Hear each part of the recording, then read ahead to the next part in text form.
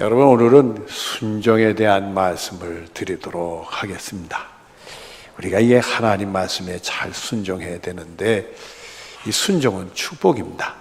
하나님이 우리에게 순종하라 한 것은 복을 주시려고 그러는 거니까 이 순종은 하나님의 축복이고 또 하나님을 기쁘시게 하는 일이 됩니다. 우리가 순종하면 하나님이 기뻐하십니다. 여러분들, 우리 부모들이 말해요. 자녀들이 부모에게 순종하면 기뻐요, 슬퍼? 기쁘죠. 대답 안 하는 양반들 슬픈가 봐. 여러분들, 자녀들이 순종하면 기쁘지요. 자녀들이 순종 안 하면 슬프단 말이에요. 우리가 하나님 말씀에 순종하면 하나님이 기쁘신 거예요. 그래서 우리들이 하나님 말씀에 순종해야 됩니다. 인류 최초의 범죄라는 게 바로 순종치 못한 데서 생긴 거예요. 하나님의 아담과 하와의 동산 중앙에 있는 선악을 알게 하는 나무의 과실을 열 따먹지 마라 했으면 안 따먹으면 되는데 그걸 따먹었잖아요. 그래서 그게 죄였어요. 결국은 그 에덴 동산에서 쫓겨나는 불행을 차치하고 말았잖아요. 근데 우리가 믿음의 조상 이 아브라함의 축복은 뭐냐면 순종이었어요. 아브라함의 믿음의 대표성이 순종인데 그 순종을 해서 아브라함은 복을 받은 사람이 됐어요. 그래서 우리의 아브라함이 믿음이 조상이 되는 거예요. 그러니까 여러분들, 우린 순종하는 사람이 돼야 돼. 이 순종하는 게 복인 줄로 알아야 돼. 그러니까 여러분들은 하나님 말씀에 순종하는 그 축복이 여러분의 것이 되어지기를 바랍니다. 오늘 본문 28절을 보겠습니다. 예수께서 이 말씀을 하시고 예루살렘을 향하여 앞서서 가시더니, 예수님이 이 말씀을 하셨다는 것은 지난주 그 전주의 말씀들은 열 문화의 비유에 대한 말씀이었어요. 그 열 문화의 비유는 뭐냐면 결국 우리 삶에 신앙생활에 열매가 많아야 된다, 그 뜻입니다. 뭔가 남겨놓는 게 있어야 된다니까. 그러니까 여러분들은 오늘 순종에 대한 말씀이니까 순종을 많이 하시는 풍성한 믿음 생활하는 여러분들 되어지기를 바랍니다. 그리고 예루살렘을 향해 앞서서 가셨다. 누가복음 13장 33절 뒤를 보면 내가 갈 길을 가야 하리니 선지자가 예루살렘 밖에서는 죽는 법이 없느니라, 이렇게 말씀을 하셨어요. 그러니까 예수님이 예루살렘에 입성한 거는 죽으러 가신 거예요. 우리 같은 죄인들을 구원하시려고 우리의 죄를 짊어지시고 대신 죽음으로써 희생하러, 우리를 구원하러 마지막 예루살렘 성에 입성하게 되는 겁니다.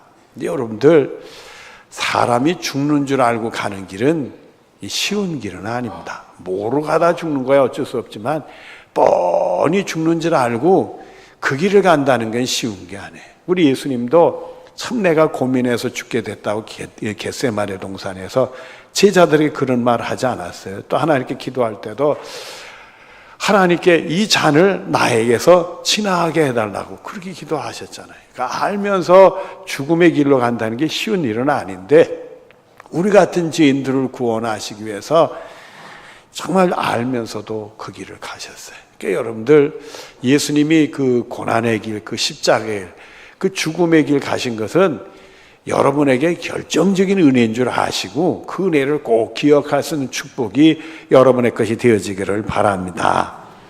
본문 이제 29절 30절을 봅니다. 감람원이라 부르는 산 쪽에 있는 벳바게와 베다니에 가까이 가셨을 때에 이렇게 돼 있어요. 이 예루살렘 동쪽에는 감람산이 있는데, 감람산이 예루살렘 성이 있는 것도 동산이에요. 그러니까 예루살렘 성이 산성입니다. 산에 있는 성인데 그 동쪽에 산이 하나 있는데 그 산이 감람산이에요. 오히려 그 감람산이 약간 높다고 하는데 거기는 감람나무가 많이 심겨져 있어요. 그래서 거기를 감람원이라고 그러는데 그 동쪽 산에서 조금 동쪽으로 가게 되면 이 여리고서로부터 예루살렘을 올라오는 언덕길을 쭉 올라오면서 예루살렘 임박해서는 벳바게하고 그 다음에 베단이라는 동네가 있어요. 조그만 동네. 그 동네를 지나서 감람산을 넘었으면 이제 예루살렘 성이 되게 되는 거예요. 그 밥배 그 베다니를 그 가까이 가셨을 때에 제자 중 둘을 보내시며 이르시되 너희는 맞은편 마을로 가라. 그리로 들어가면 아직 아무도 타보지 않은 나귀 새끼가 매 있는 것을 보리니 풀어 끌고 오라. 이렇게 얘기했어요. 제자 둘을 선택해서 그 맞은편 동네에 가서 나귀 새끼가 매 있는데 그거 풀어오라고 그렇게 말씀을 하셨어요. 근데 거기에 예수님은 나귀 새끼가 매어 있는지 그걸 어떻게 아셨을까? 아니 신비로운 일인데, 근데 여러분 여기에는 중요한 일이 두 가지가 있어요. 예수님이 나귀 새끼를 타게 되는 이유가, 중요한 이유가 두 가지가 있어요. 그 중요한 이유가 구약 스가랴서 9장 9절에 나오는데요. 시온에 따라 크게 기뻐할지어다. 예루살렘에 따라 즐거이 부를지어다. 보라, 내 왕이 내게 임하시나니 그는 공의로우시며 구원을 베푸시며 겸손하여서 나귀를 타시나니 나귀의 작은 것 곧 나귀 새끼니라. 이렇게 돼 있어요. 그러니까 이 스가랴 선지자가 예언 활동한 거는 예수님이 이런 일을 하고 이 말씀을 하시기 전에 500년 전이요. 이 500년 전에 하나님이 스가랴 선지자를 통해서 예수님이 예루살렘을 왕으로 입성할 때 뭐를 탄다? 나귀 새끼를 탄다는 예언의 말씀을 했어요. 결국 예수님이 나귀 새끼를 탄다는 것은 500년 전에 하나님이 말씀하신 것, 스가랴 선지자를 통해 예언하신 그 말씀이 어떻게 된다? 이루어진다는 거예요. 그러니까 여러분들은 하나님 말씀은 꼭 이루어져야 된다고 믿어야 돼. 하나님의 말씀은 우리에게 주신 언약의 말씀, 약속의 말씀이기 때문에 그 하나님의 말씀은 약속이니까 꼭 이루어진다고 여러분이 믿어야 돼. 여러분이 예수 믿으면 죄 용서와 구원받는 줄로 꼭 믿어야 돼. 하나님의 약속을 지키니까 그 믿는 사람은 하나님 구원해서 천국 영광을 누리는 복이 있게 될 줄로 믿습니다. 그래서 마태복음 24장 35절에 보면 천지는 없어질지언정 내 말은 없어지지 아니하리라. 예수님이 그렇게 말씀해요. 절대 하나님 말씀은 없어지지 않는다. 그건 꼭 이룬다 이게. 그러니까 여러분들은 하나님 말씀을 꼭 이루어지는 축복이 있어지길 바라요. 옛날에 보니까요, 미신인지 풍속인지는 알 수 없지만은 그 대학교 시험을 볼 때 그 부모들이 가서 그 대학교 대문에다 뭐 갖다 붙여요? 찹쌀떡, 엿을 붙이거나 찹쌀떡 딱 붙어라 이거야. 딱 붙어라. 근데 그 엿이나 찹쌀떡이 떨어져야 안 떨어져? 모르나 봐. 그 학교 대문에 맨날 찹쌀떡 붙고 그 엿이 붙어 있어요, 없어요? 그렇게 떨어지지. 근데 하나님 말씀은 절대 없어지지 않고 이루어진다. 세상에 찰쌀떡이나 엿은 못 믿어도 하나님 말씀 믿는 여러분들 되어지기를 바랍니다. 딱 하나님 말씀은 꼭 이루어진다는 것이 바로 예수님이 나귀 새끼를 하나 풀어라 그 얘기를 하신 것 중에 하나. 또 하나는 그 스가랴서 9장 9절 뒷부분에 보면은 겸손하셔서 나귀를 타시나니 나귀의 작은 것 곧 나귀 새끼니라. 예수님이 나귀 새끼를 탄 것은 바로 겸손의 왕으로 입성하기 위해서 그렇다는 뜻이 있는 거예요. 여러분, 왕이 그 자기의 도성에 입성하게 될 때 그 얼마나 장대한 그 환영식이 있고 또 그게 얼마나 멋있게 입성을 하겠어요. 근데 예수님은 뭘 타고 가요? 초라하게 나귀 새끼를 타고 갔어요. 그 나귀 새끼가 한 번도 메어보지 않은 사람을 태워보지 않은 거라니까 대통대통 하고 갔을 텐데 말이에요. 예수님도 중심을 잘 잡았어야 될 것 같아. 그러면서 예루살렘에 입성을 했단 말이에요. 다른 왕 같으면 멋있는 마차에 끄는 큰 가마라든지 마차든지 하여튼 근사하게 차려서 그래서 갈 것 같아. 그래서 갈게. 근데 예수님은 나귀 새끼를 탄 것은 겸손의 왕이시기 때문에 그렇다. 그래서 마태복음 20장 28절에 보면 인자가 온 것은 섬김을 받으려 함이 아니라 도리어 섬기려 하고 자기 목숨을 많은 사람의 대속물로 주려 함이니라 이렇게 말씀해요. 예수님은 이 땅에 와셔서 우리를 다스리는데 섬김 받으려고는 다스리는 왕이 아니라 섬기는 왕이었다. 이게 그래서 우리 같은 죄인들을 구원하기 위해서 대신 죄를 속하는 대속제물로 데려오셨대요. 그래서 자기 죽음을 통해서, 자기 희생을 통해서 우리를 섬겨주신 분이 누구? 예수님이다. 그래서 우리 예수 믿는 사람들이 예수님 따라갈 땐 어떻게 된다? 섬김의 삶을, 겸손하게 섬김의 삶을 살아야 된다. 이렇게 얘기를 하는 거예요. 그러니까 여러분들도 예수님처럼 섬김의 삶을 사는 축복이 있어지기를 바랍니다. 또 마태복음 11장 29절에 보면은 나는 마음이 온유하고 겸손하니 나의 멍에를 메고 배우라. 그리하면 너희 마음이 쉼을 얻으리니, 이렇게 말씀했어요. 아주 신비로운 일이에요. 우리들이 세상 살면서 수고도 있고 무거운 짐도 있고 고난도 있고 슬픔도 있고 아픔도 있고 좌절도 있고 실패도 있고 고통이 있잖아요. 슬픈 일이 있잖아요. 어둠의 권세들이 있잖아요. 그때 예수님의 멍에 십자가를 메고 배우면 우리 속에 쉼이 찾아오는 축복이 있다는 거예요. 그러니까 여러분들도 이 신령한 복, 이 신비를 경험하기를 바라요.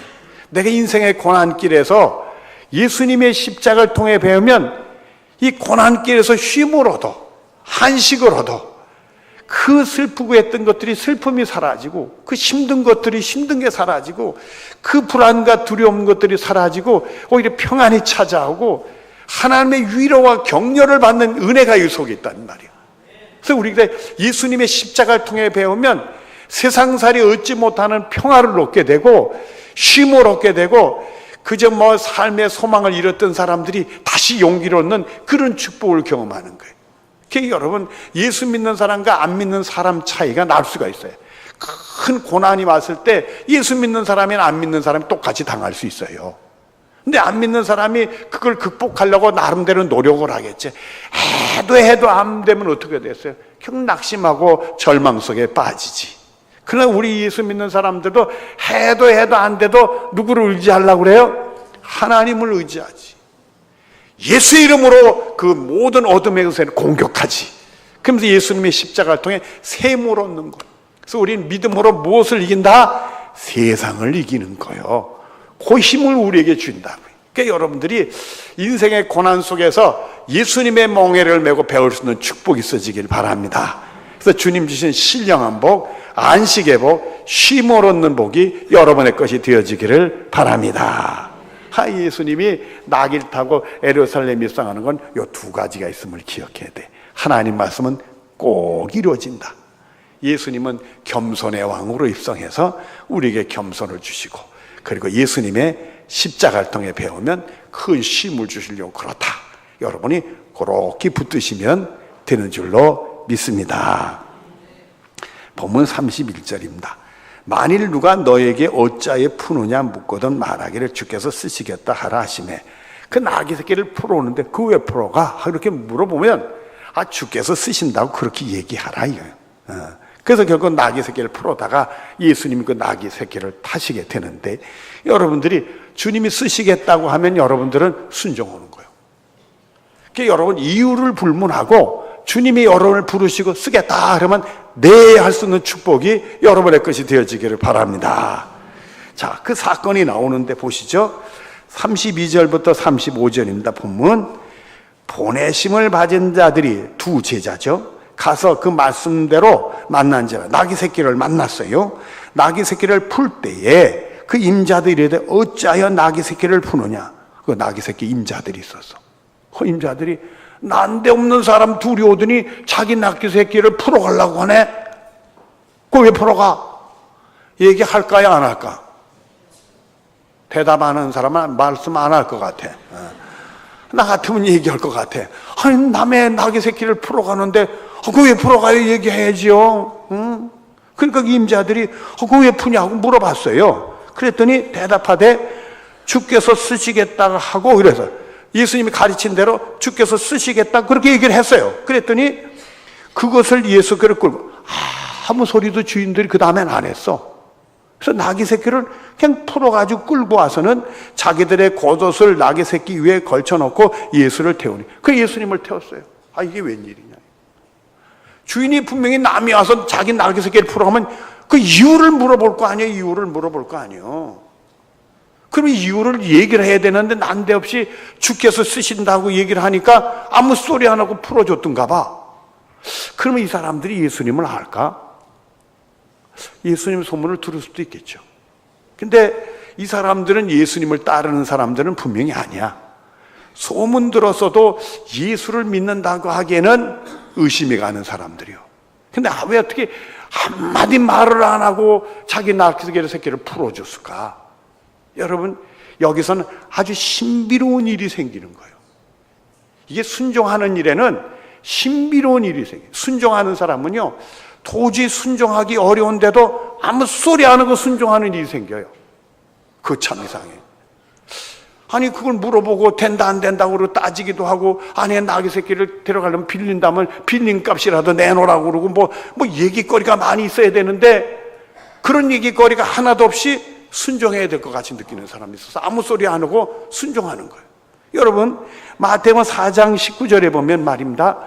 난데없이 한 사람이 그 갈릴리 바다에서 고기를 잡고 있는데 한 사람이 나타나가지고 나를 따라오너라, 사람 낳는 어부가 되게 하리라 예수님이 말씀했는데 그 제자들과 예수님은 초면이요. 미리 아는 게 아니에요. 내가 너희를 따라오라 그러면 너희들 따라와라 약속한 적이 없어. 초면에 어떤 사람들이 자기가 물고기를 잡고 있는데 어떤 사람이 와가지고 나를 따라 사람 낳는 어부가 되게 하리라 했더니 그물을 버려두고 배를 버려두고 아비를 버려두고 자기 생업과 집을 버리고는 예수님을 따랐다? 앞뒤가 맞느냐 이거예요. 근데 순종하는 사람들은 그런 말씀을 딱 듣는 순간에 그래야 될 것 같아. 뭐가 홀린 것처럼 그 예수님이 나를 따라 사람 낳는 어부가 되니까 그물도 배도 다 포기하고 아버지도 포기하고 따라간단 말이요. 이런 신비로운 일이 생겨. 여러분, 히브리서 11장 9절에 보면 아브라함도 비슷해요.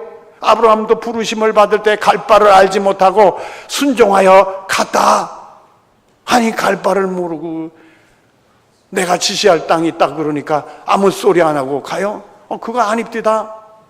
제가요, 지난 주간에 교우 26명이 저하고 같이 이제 말레이시아 갔다 왔어요. 잘 은혜 중에 갔다 왔는데 그 남명의 선교사님 훌륭하게 선교 활동을 잘하고 계시더라고요. 근데 남명의 선교사님이 이상한 양반이야. 왜 이상하느냐 하면 내가 미리미리 뭐 스케줄을 자꾸 얘기해주고 그러면 이해가 될 텐데 말을 안 해줘. 그래서 내가 다음에 어디 가는지 몰라가지고 다음에 어디로 가는 거면 말을 잘 안 해. 하고 궁금하잖아요. 어디로 가는지. 그래가지고 다시 어디로 가는 거요? 물어보면 목사님 어디로 갈까요? 이래. 이거 황당한 일이 있는가 그래? 사람이 궁금하잖아. 아니 어디로 갈 걸 알아야 될 거 아니에요. 갈 바를 알지 못하고 그냥 순종해 갔다? 이해가 안 되는 일이 생기는 거예요. 그런데 사도행전 5장 32절에 보면 순종하는 자에게 주시는 성령 이런 말. 이 순종할 때는 성령이 역사하는 거구나. 성령이 감동 주시니까 주님 말씀 들을 자 순종할 생각이 자정적으로 나는 거예요. 분명히 이해가 안 되고 뭔가 물어봐야 되고 합리적으로 이성적으로 따져봐야 될 일이 있는데도 불구하고 그게 하나도 생각이 안 나고 그 말씀대로 살아야 되겠다. 그 말씀대로 행동에 옮겨야 되겠다. 이 생각이 사로잡힌다는 거예요. 이 성령에 감동되면 그런 일이 생기는 거예요, 여러분들. 그러니까 여러분들 하나님 말씀 들을 때 그냥 막 순종하고 싶으면 이 성령이 역사하는 거구나. 이렇게 받아들이는 축복이 여러분의 것이 되어지길 바랍니다. 또 이 순종하는 곳에는 신비로운 일이 나는데 순종하는 사람 또 순종하는 장소에는 하나님의 놀라운 기적과 이적이 나타난 신비로운 능력이 또 나타나요. 누가복음 1장 38절에 보면 마리아가 이르되 주의 여정유언이 말씀대로 내게 이루어진다. 하나님이 가브리엘 천사를 통해 가지고 이 마리아, 나사렛 동네 이 마리아는 처녀에게 가가지고 하는 말이, 아니 처녀에게 잉태해서 아들을 낳는데, 여기 물어보십시다. 처녀들 잉태해요 안 해? 처녀들은 대답하기가 그럴 테니까 처녀 아닌 양반들이 대답 좀 해봐요. 처녀들이 잉태가 돼 안 돼? 터무니없는 소리를 들었어요. 그런데도 주의 여종이 오니 말씀대로 이루어지리다 이랬어요. 그래가지고 이 성령의 감동으로 잉태돼서 아들을 낳았는데 예수님을 낳았잖아요. 이 만고에 지울 수 없는 성모 마리아가 됐단 말이에요. 여러분, 마리아라는 사람이 어떤 사람이요? 나사렛 동네가 옛날에는 저기 시골 산골 마을이요. 그 마을의 처녀요. 그 마을에 지질이 가난한 목수에게 시집가려고 하는 여자요. 그 조그만 시골 동네에 누가 알아주지도 않는 그 처녀 마리아가 말입니다. 하나님의 아들 예수님의 어머니가 되셨어요.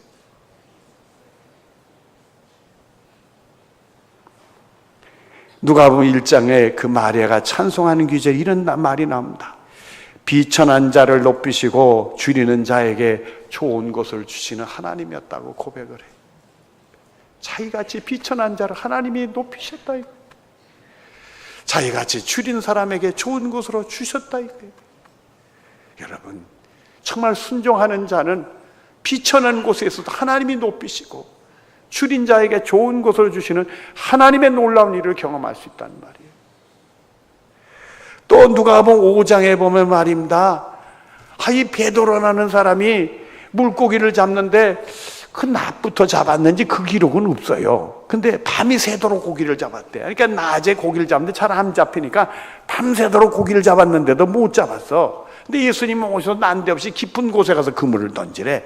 그랬더니 베드로가 얘기를 해요. 아이고, 제가 밤이 새도록 고기를 잡았는데 못 잡았지만은 말씀을 의지해서 깊은 곳에서 그물을 던지겠습니다. 그리고 깊은 곳에 그물을 던지니까 단 한 번에 그물이 찢어지게 고기가 많이 잡혔다.